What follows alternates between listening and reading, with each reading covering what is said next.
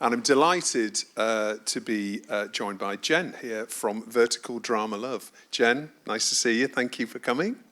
No worries. Thank you for having me. Not at all. So you run a business called Vertical Drama Love, which really looks into the fandom and the real, the audience, and you're very close to the audience of vertical drama. So tell us a little bit about your business and what it is that you do. So yeah, I run a platform called Vertical Drama Love, which is probably the biggest global platform which links both fans and creators within the space. And I write about vertical dramas, I watch a lot of vertical dramas, and I do a lot of advocating for the industry and trying to generate more work there, champion good things happening and jobs and the growth it's giving so many people. Yeah, well, it's obviously been explosive growth coming from China, and we're starting to see lots of movement in Hollywood. And you're actually flying out to LA, aren't you, tomorrow?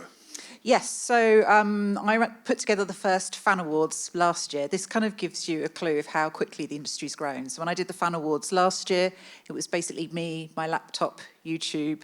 I'm flying out to Hollywood because various apps and sponsors will come on board, and it's going to be 400 people in a big theatre in LA. There's going to be executives from Disney, Hulu. That's kind of the level it's grown to within just that time, that everyone in Hollywood is now very, very interested, wants to be seen there, learn more about the industry. Yeah, it feels like a gold rush moment, actually, in vertical drama. So let's talk a little bit about it, first of all. So let's, first of all, maybe say what it's not. It's obviously not just TV drama cut into chunks, right?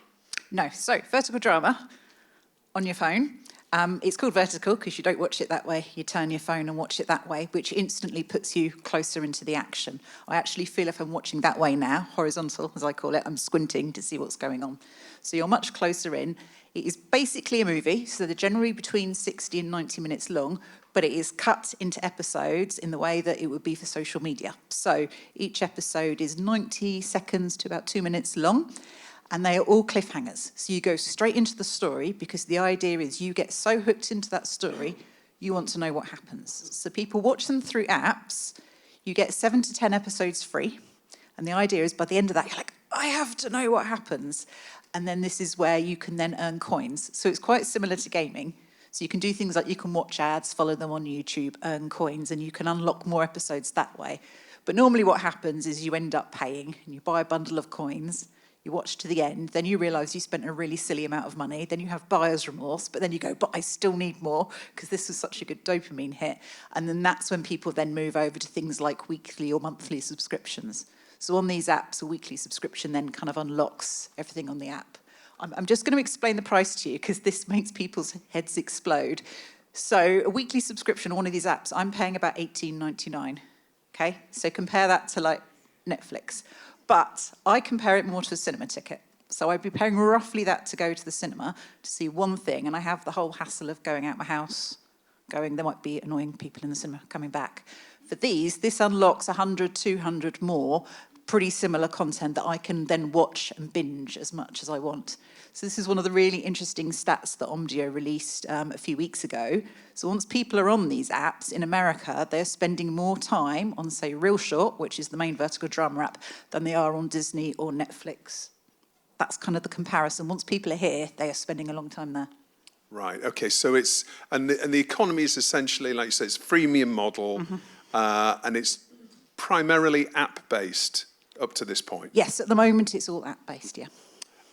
So how are audiences finding these dramas? Because obviously, you know, when you're in an app, it's a walled garden. There's a sort of a certain friction between seeing something and then downloading an app and then deciding to actually subscribe. So how are people discovering vertical drama, first of all? Pretty much everyone finds them the way that I found them, which is social media ads. So Instagram, TikTok, Facebook. There's a little bit from YouTube, but generally it's social media ads, and that is where the majority of the money is spent. It is very much about aggressive customer acquisition. You've probably seen some of the ads and kind of once you see them, you'll know what I'm talking about. You definitely will now. We've mentioned it near your phones. You'll all be seeing vertical drama ads. So that's what hooks people in. It's the ads. It's a little bit of a challenge at the moment because obviously the nature of social media is if you're really targeting social media, it kind of can push content towards certain extreme ways. So there's kind of exploration at the moment of are there other ways we can bring people into vertical dramas just beyond these ads. So you're starting to get bigger names coming in. Taye Diggs just filmed a vertical drama which came out last week. Hannah Stocking did one, which is a big influencer in America. They're also looking at branded partnerships as well. So the idea is, can we widen out the way people are finding these beyond just the social media ad acquisition? Yeah. Well, I've been served loads from Drama Box recently. They're quite racy, I have to say. Yeah. Certainly the ones that I've got. I don't know what that says about my media consumption, but, you know. This is the thing, I think, because I think when they initially brought them over from China to America, the expectation is it would be a kind of TikTok audience. So it would be Gen Z watching it. What they didn't expect was that the audience is basically me, which is essentially a middle-aged woman who is looking for romantic stories to watch. So I think that's why they've had such a big initial uptake, because we as an audience were really underserved. So I found these in 2024. And I'd overdosed on Hallmark. I don't really want to watch Hallmark anymore. And I was really struggling to find stuff out there. So that's where I found them. And also, obviously, that audience generally has money to spend.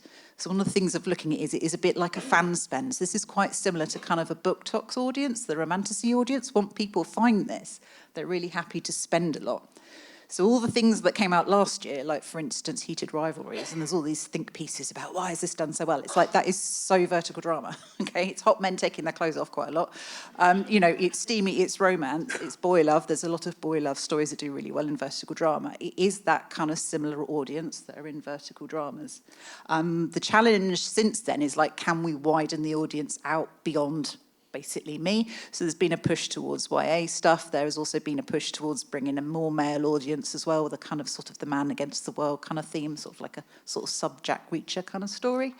But yeah, I think it's only just going to grow and grow, because at the moment the content is a certain level, and there's a push of, like, if we can elevate it and provide a wider, broader spectrum of content, that's going to bring a lot more viewers in than are currently there. And the numbers here are already crazy. You know, these things get millions and millions of views all around the world. And this is the key thing, it's global. So the awards that I do, I had 18,000 votes, and they were from all over the world.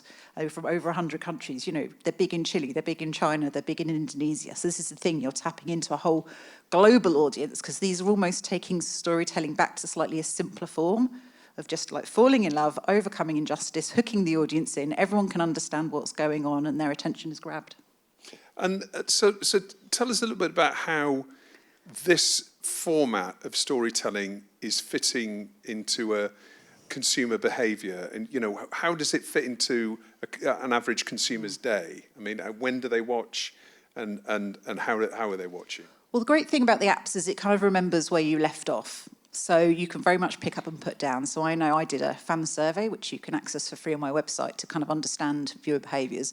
But a lot of people, like, you can watch it in the carpool when you're waiting to pick up your kids. You can watch it while doing chores. A lot of people are doing it when they're crafting, when they're in hospitals, when they're having chemotherapy. It's kind of, it really fits into life because it's on your phone. This is the key thing. This is the one thing we all spend more time with than anything else. It is on your phone, and it is designed to hook you in. It's also very clever as well, because the episodes are short. Because we've all had that thing in the evening, I know I have with my partner, of like, oh, we can't commit to watching a movie, you know, oh, that's too long. Because these are just like 90 seconds, you're like, oh, I'll just watch another episode.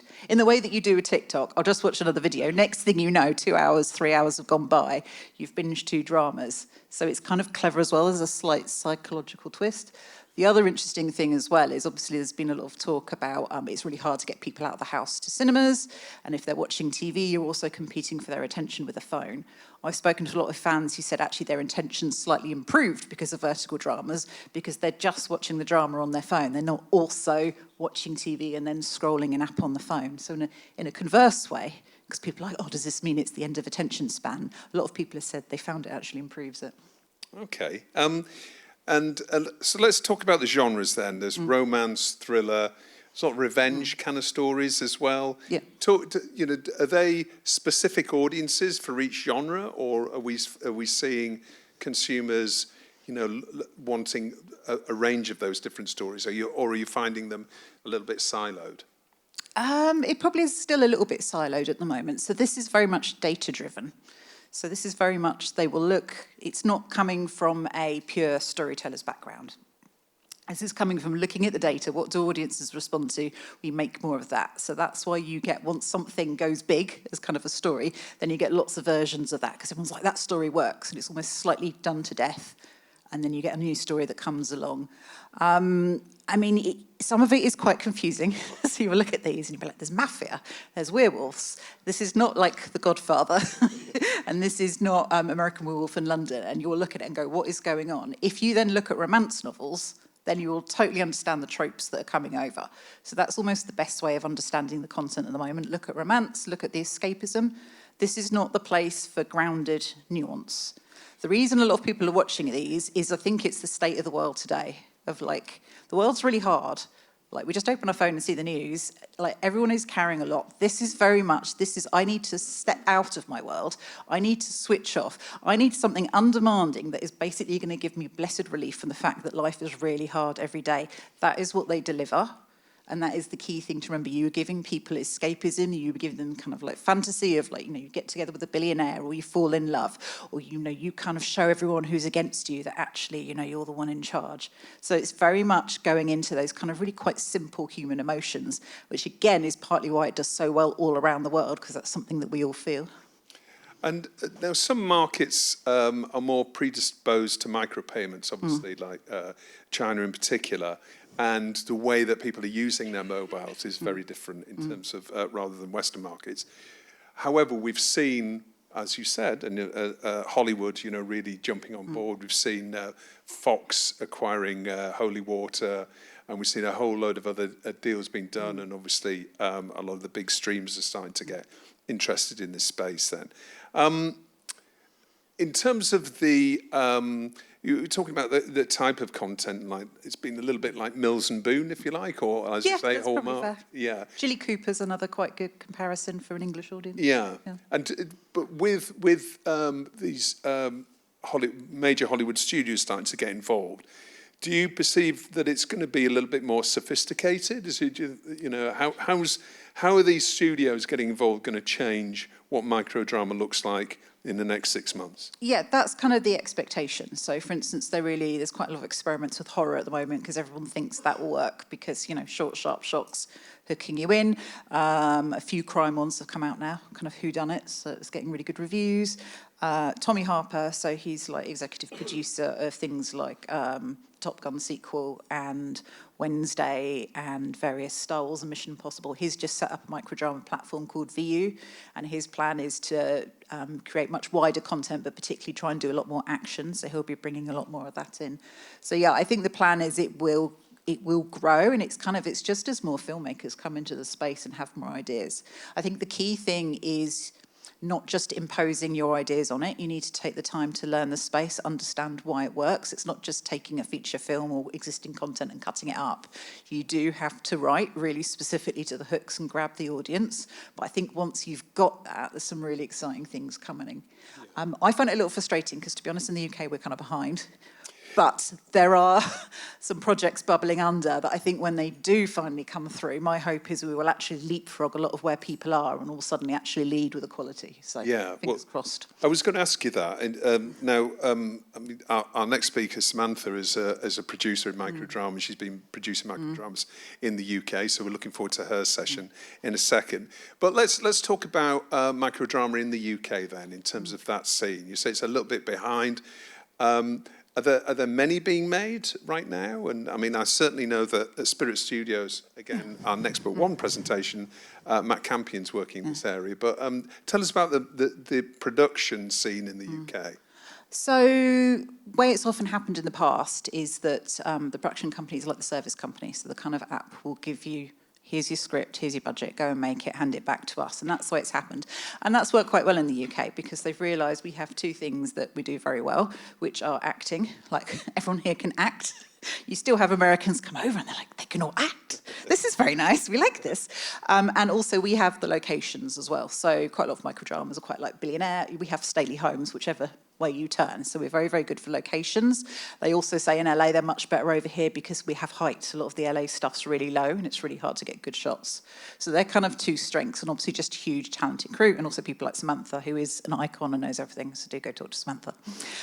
So yeah, but it's been getting more of a struggle at the moment because there's kind of moves to try and make stuff cheaper and kind of move to Europe, particularly Eastern Europe. So what we really need now is we need UK apps. So we hopefully a few more of those are going to be setting up, and we need kind of UK production companies to be leading the way, ideally to be able to self-fund, finance, and then kind of create the level of content that we know in the UK we can do. It's like, we all know this is one of the best places in the world for creativity. It's just bringing that into microdramas and kind of getting it out into the world.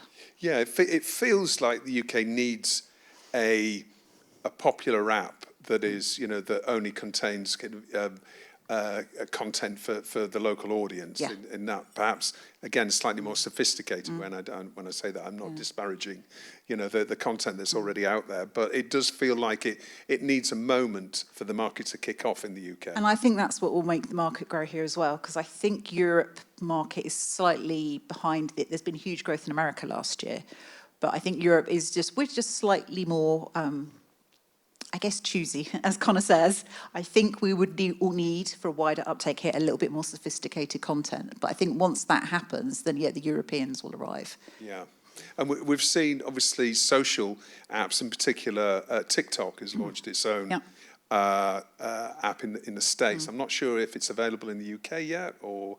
No, you can get Pine Drama here, yes. Yeah. TikTok are looking at rolling out series as well. Netflix are expected to make a big announcement in a few weeks. Google have already announced that they're doing a load, and you can get some already on Google TV. So it's just like all of them are looking at different methods, and it's slowly getting announced. So when it comes to production then, and people working in this space, what do you think, do you see any common mistakes that producers are making when they're moving into trying to create a vertical drama? Two things. So the common one is thinking I'll go through all my old content and just cut it up into vertical. Particularly reality. People seem to keep wanting to do that with reality. It's like no one wants reality in vertical. It doesn't work. The other big one is, well, we'll do it better. We'll do it elevated, and just kind of being very dismissive of what's already worked. So I think you do need to take the time to actually look at why this works. Why are these hooks working? Actually, it's not as easy as it looks. It's really hard writing these. And it's kind of respect the art form and then bring yourself to it, rather than just, oh, that's all rubbish, I'll do it better. I think it's that kind of arrogance is where people will fall over. And just coming back to something you said about reality, you don't think reality will work in vertical. Why is that?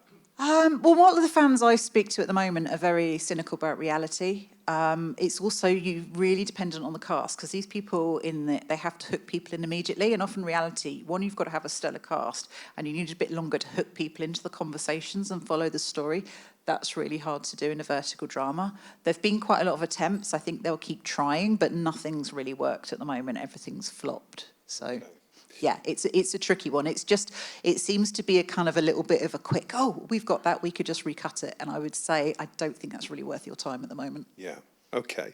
So pacing, cliffhangers, all these emotional kind of story beats that work within microdrama. How is that different when it comes from microdrama than TV, a traditional TV drama? One of the big things is just that you get the complete story. So a lot of fans I speak to are just fed up of things getting cancelled or taking a really long time for season 2 or season 3. So I think it's the fact it's a complete story, and then you move on. And the sheer speed with which these are made, which Sam will talk more about, these are made in, 5 to 7 days, and they'll often be on the app within a month. So the fans will come, they'll discover the stories, but often they'll get really into the actors and actresses. The sort of people within this space have huge followings. You could have a favourite actor in this space. He could have, 3 new dramas out in a month. It's there to binge. If you think about mainstream cinema, you might get 1 or 2 projects a year. So, like some of the people, like one of the leading stars in the space, he's done 50 vertical dramas in 2 years. That's like 50 lead roles in a movie. So this is kind of the amount of work that people are doing, and also why I think fans love it, because it is there. Once you were there, you can absolutely binge this content. You're not like, oh, now it's been cancelled, or I'm waiting 2 years for it to be recommissioned. So let's talk a little bit about the upside. Now, I recently interviewed Timothy O from COL Group on TellyCast, and we had a chat about some of their really successful shows, which, from memory, he was talking about the production budget of that being about $250,000, and I think that ended up grossing about $10 million, which is extraordinary, obviously. But equally, not all of them are going to, yield that sort of, that kind of income. What types of shows work best and why? $1 million question. Well, if I knew that, I'd make a lot of money. It's kind of a bit of a magic of chemistry. I think you've got to have two leads that kind of have the connection, that are kind of popping off, that have the talent. The story's got to work, often the style as well. Yeah, I would say, I know you want me to give an answer, but I can't really. It's kind of just a magic combination. It's easy often to say why stuff doesn't work, because you could well, they can't act, or the sound's rubbish, or this has happened, or that's an old story. Yeah. But yeah, the kind of the big ones, when they go, it's, the numbers are crazy. When you look at, say, something like Real Short, it will give you the views, and your mind will boggle at the kind of amount of people watching these. So, and there are different business models for UK producers who want to go into this space. So there is commissioning, there's co-production, and then there's your own production, basically. Yeah. It sounds like the second two, and it seems like a kind of difficult space to crack right at the moment, because when it comes to what the actual apps want, a lot of this is algorithm and AI based, isn't it, in terms of the way that content works on the platform, and indeed the production as well. If you were a successful drama producer in the UK, and you're really interested in getting into this space, what would you have any advice for them in terms of how they can move forward and get into microdrama? Come and talk to me. Just a cheeky answer, isn't it? Yeah, I think the key thing is everything's evolving and changing really, really quickly. So information I would give you about that even 2 months ago would be out of date now, because there are constantly new apps and new pathways opening up. So there's something called MoviePix, which has just opened up, which is very much sort of positioning itself as the people's platform and is much more there to kind of help independent filmmakers. There's another one called Inverted Film. I mean, these are all just, MoviePix launched over the weekend. So I think this is the key thing. It's moving really, really fast. And it's generating work. For me, this is always the most exciting thing. It's ensuring that a huge amount of people are now on the set and working. I feel I have to be totally honest, it is not the gold rush that it's made out to be. I think it is hard to make a lot of money, but what it does provide is work and opportunities and talent. And I think one of the things I know people in the UK are particularly excited about is providing a bit of a pathway. Everyone's like, we want the new fresh acting stars. Vertical drama is a really good way for them to get started and start developing that career and go on to more things. Yeah. Well, I can certainly see how the opportunities for talent, on-screen talent, might be a bit more difficult for freelancers who are moving into this space, because obviously, the rates, the economics are completely different, aren't they? And I know Samantha will talk a little bit about. Samantha's the person for that. Yeah, we'll do that. Well, actually, it's that's a good segue. But Jen, thank you so much for joining me. It's been fantastic to chat, and please give it up for Jen.